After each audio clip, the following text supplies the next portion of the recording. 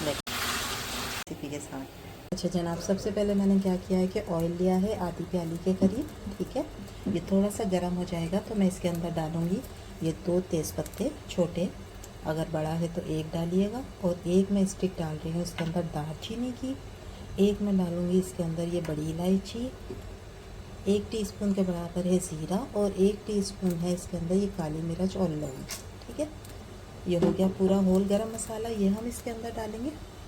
इसके अलावा ये सूखी हुई जो मिर्चियाँ होती हैं ना, अगर गोल हैं तो गोल डाल लें, अगर ये वाली हैं तो ये डाल लें। ये मैं 5-6 इसके अंदर डालूँगी।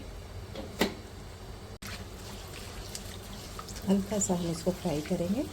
ठीक है, जलाना नहीं है किसी भी चीज़ को, बस हल्का सा फ्राई, हल्की से खुशबू आना शुरू हो गई है।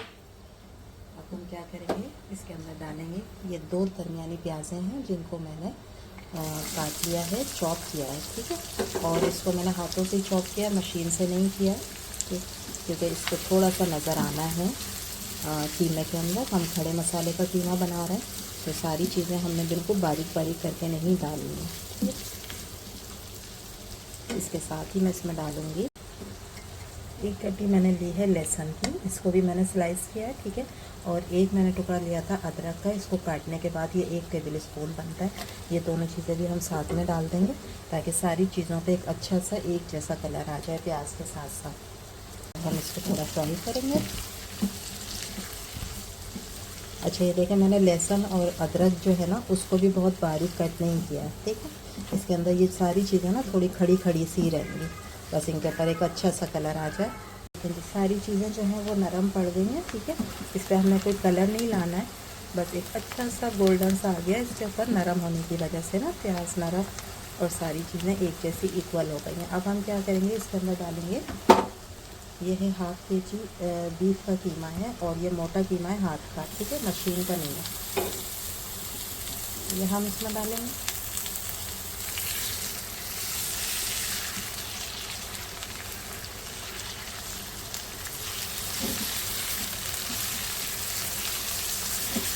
और अभी हमने इसकी भुनाई नहीं करनी है, इसके साथ ही हम डाल देंगे इसके अंदर कुछ मसाले, ड्राई मसाले, जिसके अंदर 1 टीस्पून भर के हल्दी पाउडर है,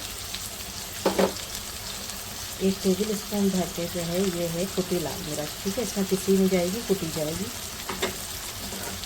और 1 टेबल स्पून है ये साबुत धनिया। ठीक हो जाएगा,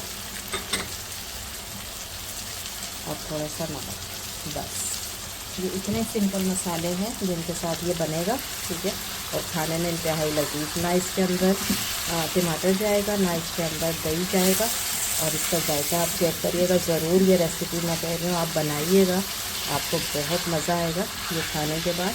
ठीक है, अब हम इसको करते हैं अच्छे तरीके से मिक्स, और फिर मैं इसके अंदर डालूँगी तकरीबन 2 गिलास पानी, ताकि कीमा जो है वो अच्छी तरीके से गल जाए, और कीमा है भी मोटा। ठीक है, तो थोड़ा सा टाइम लेगा गलने के लिए, तो इसलिए मैं इसमें डालूँगी 2 गिलास पानी। अच्छी तरह इसको मिक्स करते हैं, फिर डालते हैं पानी।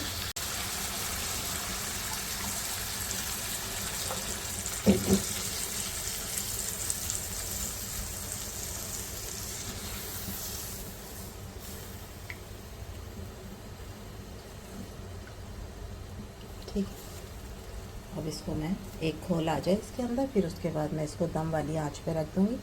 जब कीमा गल जाएगा तो फिर बाकी स्टेप करेंगे।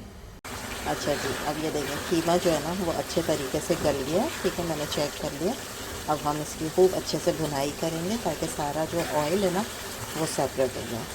ठीक है, और बस कितनी झटपट आपने देखा कीमा तैयार हो गया, और फ्लेवर में इतना मज़ेदार कि आप बार बार ये रेसिपी ट्राई करेंगे इंशाल्लाह। देखिए सारा ऑयल अलग हो गया, इसमें हम डालेंगे मुट्ठी भर के हरा धनिया, हरी मिर्च।